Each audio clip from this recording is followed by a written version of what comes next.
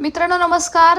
T परीक्षा जी 23 नोव्हेंबरला होत आहे त्यामध्ये सुद्धा घोटाळा होऊ शकतो अशी शक्यता आजवर तुम्हाला वाटत तर होतीच, परंतु आता खुद्द आमदार प्रशांत बंबसाहेब यांना सुद्धा वाटतंय की याच्यामध्ये नक्कीच घोटाळा होण्याची शक्यता आहे. आणि त्याच धर्तीवरती त्यांनी माननीय शिक्षण मंत्री भुसे साहेब, पंकज भोयर साहेब, प्रधान सचिव, आयुक्त, शिक्षण संचालक माध्यमिक व उच्च माध्यमिक यांना एक पत्र लिहून याच्या संदर्भातल्या काही मागण्या केलेल्या आहेत. त्याच्याबद्दल आपण या शॉर्टमध्ये पाहणार आहोत आणि याची उमेदवारांनी नोंद घ्यायची आहे. जे उमेदवार टी परीक्षा देत आहेत त्यांच्यापर्यंत पोचायला विसरायचं नाही आहे. मित्रांनो पहा, जो घोटाळा 2018-19 मध्ये झाला होता मोठ्या प्रमाणात तो उघड झाला आहे आणि त्याच्या मोबदल्यात लाखो रुपयांच्या मोबदल्यात बोगस प्रमाणपत्र मिळवून सुद्धा नोकरी मिळाली होती. आणि याच अंतर्गत सध्या टी कंपल्सरी केल्यामुळे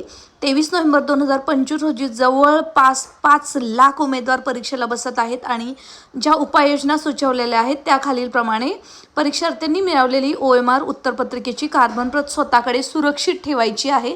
जेव्हा तुम्ही टी पेपर 1 टी पेपर 2 देणार आहात तेव्हा तुम्हाला जे काय कार्बन कॉपी भेटते OMR शीट सबमिट केल्यावरती ती व्यवस्थित ठेवायची आहे. दुसरी मागणी: परीक्षा उत्तीर्ण झालेल्या शिक्षकांकडूनच त्यांच्या कार्बन प्रती व प्रमाणपत्रावरील गुण जिल्हा परिषदेमार्फत पडताळूनच अंतिम निकाल व प्रमाणपत्र वितरित करावे अशी त्यांनी मागणी केलेली आहे. आणि तिसरी मागणी अशी आहे की सदर प्रक्रिया अनिवार्य करण्यात यावी व त्यासंबंधी स्पष्ट कार्यपद्धती ठरवून सर्व संबंधित यंत्रणांना कळवण्यात यावे. मित्रांनो, ऑलरेडी यंत्रणा सज्ज झालेली आहे.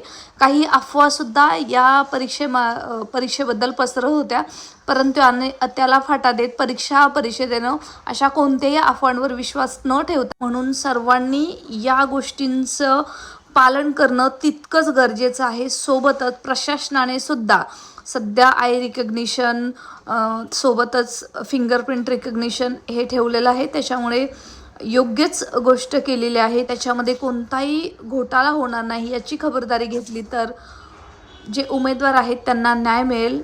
जे गुणवंत म्हणून परीक्षा देत आहेत त्यांना न्याय मिळेल, कारण या परीक्षेचा निकाल मात्र अगदी 3 ते 4% मध्ये लागत असतो आणि त्याचमुळे सध्या याच्याकडे गांभीर्यानं पाहण्याची गरज आहे. तुम्हाला काय वाटतं या परीक्षेबद्दल? कमेंट सेक्शनमध्ये नक्की लिहा. आणि हो, आपलं व्हॉट्सअप टेलिग्राम जॉईन करा. या व्हिडिओच्या डिस्क्रिप्शन बॉक्समध्ये लिंक आहे. Stay connected. All the best.